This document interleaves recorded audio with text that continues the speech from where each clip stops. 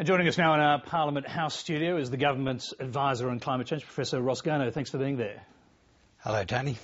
Now, you said today there's no point in covering up the truth. We're living through an awful contest between knowledge and ignorance. So who are the prominent Australians that you're arguing are on the ignorant side of the debate? Oh, no need to name them, Tony. They name themselves often enough. Well, I mean, you did say there's no point in covering up the truth. Don't you think it's up to you to actually give us some idea of what you're talking about? Oh, that personalises it too much, but one only has to go to last week's airwaves when, fortunately, for once, the science was being debated. We should be debating whether or not this science issue is a real one. I don't think there's any doubt that it's real. I've spent 4 years now pretty deeply immersed in these things. I spent a lot of early time trying to sift out the credible from the not so credible within the science, and I tested statistically those things that could be tested, and the conclusions there. There's no doubt what the overwhelming weight of scientific evidence is telling us.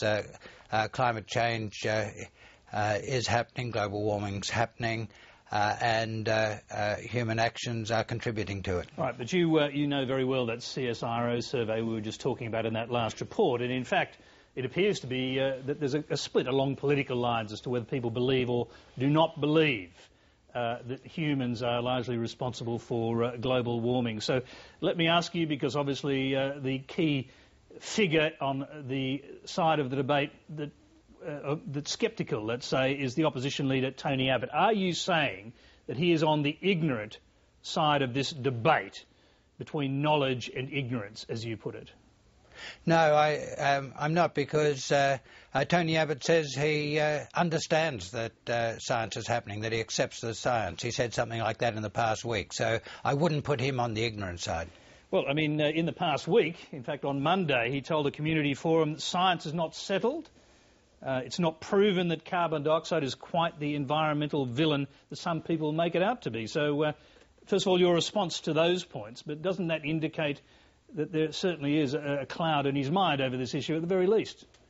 Oh, well, he was on the ignorant side on Monday night, but not on Tuesday. The Tuesday statement was consistent with the science. But can a political leader be on the ignorant side one day and on the knowledge side, from your point of view, on another day, and still have a consistent message? Well, he obviously was on the ignorant side one day and the knowledge side the next. It wasn't a consistent message, but I'm very glad that the most recent statement is consistent with the science. It wouldn't be good for Australia, for a senior political leader, to not be accepting what the mainstream science is saying. A lot of our civilisation is built on acceptance of knowledge from science. Have you sat down with Tony Abbott and talked with him through this issue, talked about your perspective of the science and the economics that flow from that? Not with Tony, no. I have with other leading Liberals over the years, but not with Tony. Are you surprised by that? I'd be very happy to talk to him if he wished to do so. No, he can handle this as he wishes. I think Tony would know that I'd be happy to talk to him. Senator Nick Minchin was largely responsible for putting him in power, and he came out last Friday and said the world is entering a cooling phase. Not a warming phase, but a cooling phase, and that you, as the climate advisor, know nothing about the climate. You have no authority to speak on the climate because you're an economist, not a scientist.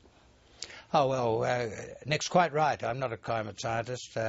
And never pretended to be. I'm trying to interpret what the mainstream science says. I can read English, and there are very clear statements from the learned academies, the academies of science of all of the countries of scientific achievement, all of the countries that we would look to for accomplishment in science. I know how to read research qualifications and academic qualifications, and the overwhelming majority of credible climate scientists are of the view that the warming that is occurring is strongly influenced by human activity, and there's no doubt whatsoever about the warming trend. That's something that an economist can make a contribution to, because the statistics of time series are part of the technical kit of a lot of economists, and I've asked a couple of Australia's best econometricians to examine exactly that question, and they came up with the answer: there is a statistically significant warming trend. All right, let's move on to your recommendations, and you're recommending that the carbon tax be used to fund income tax cuts. Why are you doing that? Well, the carbon tax generates a lot of revenue, and giving it back as a reform of the tax and social security system for the bottom half of the income distribution does two things. First, it makes sure that there's no regressive effect of the carbon pricing itself, that it makes sure that people whose electricity bills are rising have the means to pay for them. We don't want this reform, carbon tax, to make poor people poorer, and giving the tax and social security reform does that. But also you get an additional benefit. You can raise the efficiency of the economy by a carefully structured reform of tax and social security. Ken Henry recommended a restructuring of that kind. Costs a lot of revenue.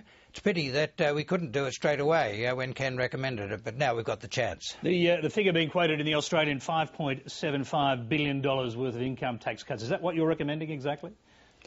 Not exactly. I talked about half of the revenue, and about half is getting up towards that. I'm going to have some very detailed figures on the components of the budget effects in my final report for the Prime Minister at the end of May, Tony.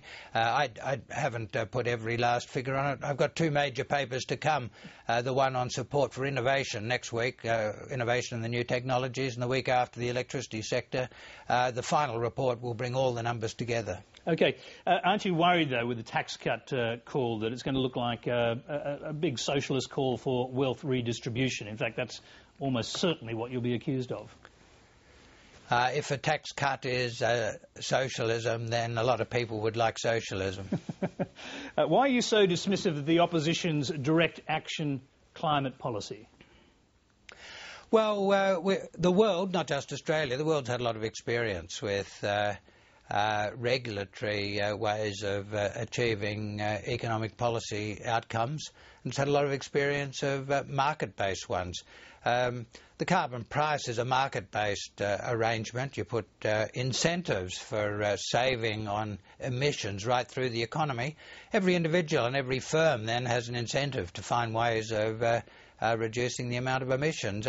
And there's 23 million Australians, and they will find millions of ways of reducing emissions if there's the incentive to do so.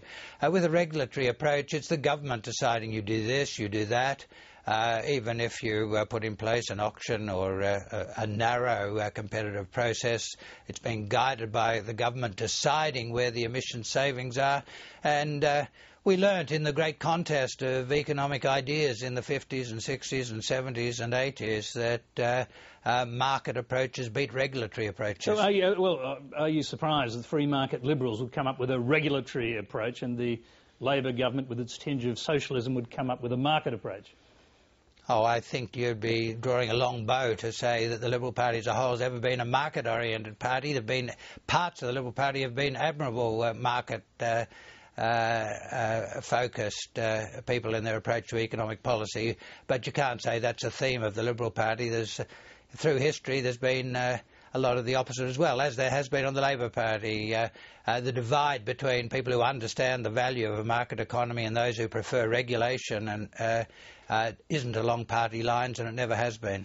All right, let's move on. We've got a few other issues to canvass. We'll try and do it quickly if we can. You seem to put a great deal of faith in the actions currently being taken by China, but at the same time they still plan to build over the next decade many hundreds of new coal-fired power stations, which, along with their growth, will inevitably mean they're going to be increasing their emissions vastly, even if they make some inroads into reducing them at the same time. So overall, they're going to be increasing their emissions, and we're going to be putting ourselves at a competitive disadvantage against the Chinese, who won't have a carbon price. Well, two different questions there. Yes, let's go with the first one first. Yeah, China's doing a lot to reduce emissions. 2 years ago it wasn't.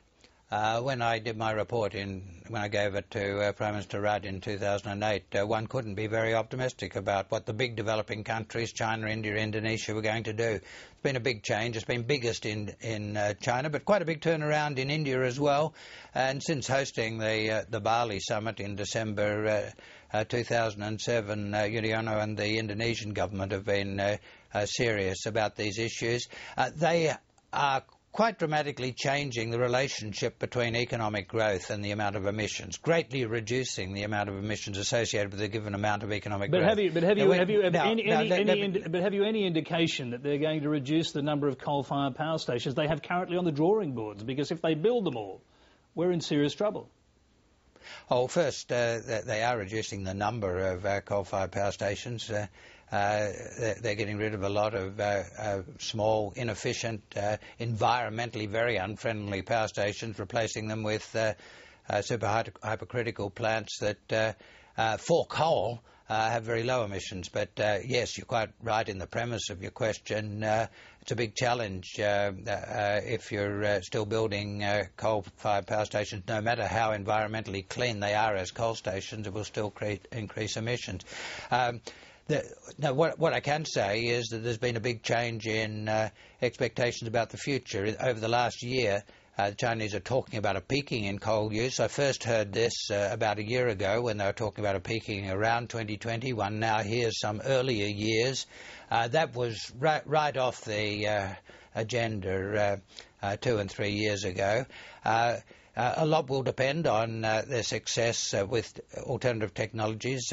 Solar costs are coming down very rapidly in China. Nuclear costs are coming down very rapidly in China. When I was in Beijing in January and received briefings from their senior policy people in these areas and senior technical people in these areas, they were surprised and very pleased at the rate at which the low emissions technologies were coming down in costs. That included nuclear, which they were looking forward to as a lower cost source of power than coal in due course. But of course, that's got its own questions. All right, yes, there are many questions. We won't be able to get to all of them tonight, but very briefly, you've suggested a carbon price of between $20 to $30 a tonne. I presume that directly translates into a carbon tax of $20 to $30 a tonne. If so, what would be the impact on electricity prices? Tony Abbott's given his figure today. What's yours? Well, I've got a whole paper on the electricity sector in 2 weeks. There's no simple answer. There's complicated dynamics, and I'm going through all of that. I'm not ducking the question, Tony, but I'll have a detailed answer to that in 2 weeks' time. Very briefly, Tony Abbott close to the mark. I mean, with his $300 a year increase, I think he said, in electricity prices for the average consumer? That depends on a few things, on how the structural change goes, and I'm going to go into all of that. But the important point is that the bottom half of the income distribution can get a tax and social security adjustment that amply covers that. OK, Ross Garnaut, let's talk more about these other things when you've completed those reports. We thank you very much for being here tonight. Good, Tony. See you later.